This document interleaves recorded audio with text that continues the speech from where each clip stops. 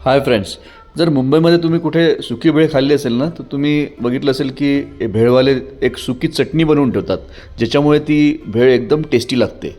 आणि ती भेळ बनते एकदम खूप साध्या अशा इन्ग्रेडियंट्सपासनं, पण जेव्हा ही चटणी टाकली जाते ना, त्याच्यानंतर ती भेळ एकदम वाव बनते. आज तुमच्यासाठी बिलकुल ट्राईड अँड टेस्टेड मुंबई सुका भेळच्या चटणीची रेसिपी घेऊन आलो आहे. या रेसिपीचा उपयोग आपण घरच्यासाठी पण करू शकतो किंवा कमर्शियल पर्पजसाठी पण करू शकतो. मी इथे सुकी लाल मिरची 20 ग्रॅम घेतली आहे. ही गुंटूर चिली आहे. कुठली पण मध्यम तिखट असलेली अशी सुकी मिरची तुम्ही वापरू शकता. 1 टेबलस्पून धणे घेतले, ज्याचं वजन आहे जवळपास 5 ग्रॅम, आणि अर्धा टेबलस्पून जिरे घेतलेत, ज्याचं वजन आहे जवळपास 4 ते 5 ग्रॅम. हा मसाला तिखट असतो. हिरव्या मिरचीची आपण देठं काढून घेतलेली आहेत, ती साधारणपणे 80 ग्रॅम घेतली आहे आपण. साधारणपणे 30 ग्रॅम आपण सोलून घेतलेल्या लसणाच्या पाकळ्या घेतलेल्या आहेत, आणि 1 इंच आलं घेतलं आहे आपण इथे. अर्धी गड्डी आपण कोथिंबीर घेतलेली आहे, त्याचे जे दांडे आहेत ते ठेवलेले आहेत तसेच. याचं वजन आहे साधारणपणे 15 ग्रॅम. आज किचनमध्ये सुका भेळ खाण्यासाठी सगळेच एक्सायटेड आहेत, कारण की बऱ्याच दिवसानंतर आम्ही खातो आहे. सगळ्यात आधी मच्छिंद्रला मी लाल सुक्या मिरच्या पॅनमध्ये भाजून घ्यायला सांगितलेल्या आहेत. मिरच्या अशा थोड्या भाजल्यानंतर त्या क्रिस्पी बनतात.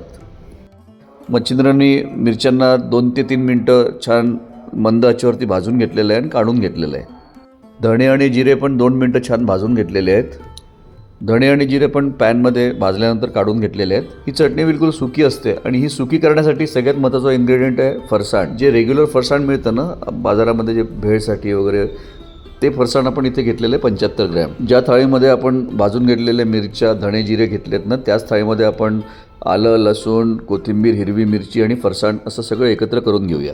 नंतर आम्ही याच्यामध्ये 2 टीस्पून काळं मीठ टाकलं आणि 1 टीस्पून साधं मीठ. याला चटपटीत बनवण्यासाठी बरेच लोक याच्यामध्ये सायट्रिक ॲसिड म्हणजे निंबू फूल पण टाकतात.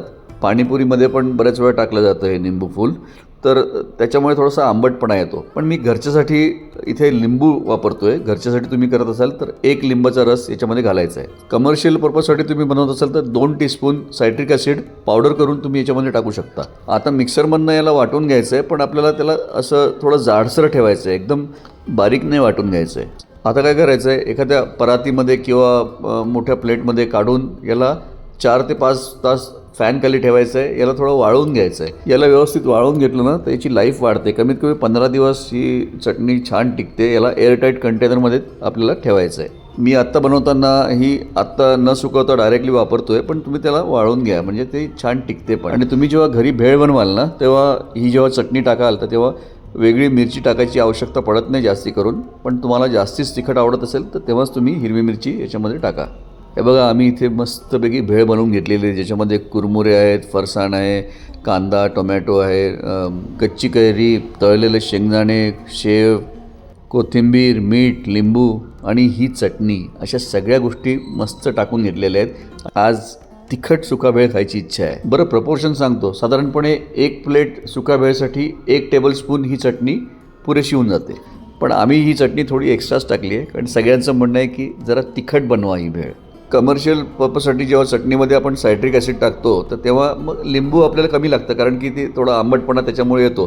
पण घरच्यासाठी मी सजेस्ट करीन लिंबाचाच वापर करूया आपण. लिंबामुळे खूप मस्त लागते भेळ. ही जी भेळ बनते आहे ना, ती बघूनच तोंडाला पाणी सुटलेलं आहे. आणि कच्ची कैरी जरूर टाका बरं का. बस याला छान असं मिक्स करून घेतलेलं आहे, आणि आपली सुकी भेळ आता रेडी झालेली आहे. चटणीला व्यवस्थित सुकवून एअरटाईट कंटेनरमध्ये त्याला स्टोअर करा, म्हणजे ती जास्ती दिवस छान टिकते.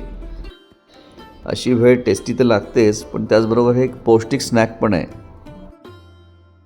खरं सांगतो, आज या चटणीमुळे ना इतकी मजा आली, असं वाटत होतं जसं आपण जुहू चौपाटीवर बसून मस्तपैकी भेळ खातोय.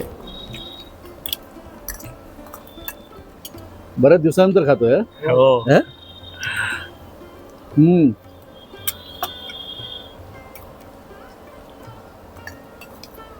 मसाला झणझणीत झाला आहे, मस्त.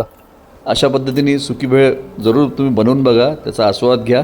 आजचा व्हिडिओ आवडला तर लाईक करा, कमेंट करा. देव्स किचन मराठीला अजून सबस्क्राईब नसेल केलं तर ते पण करून घ्या.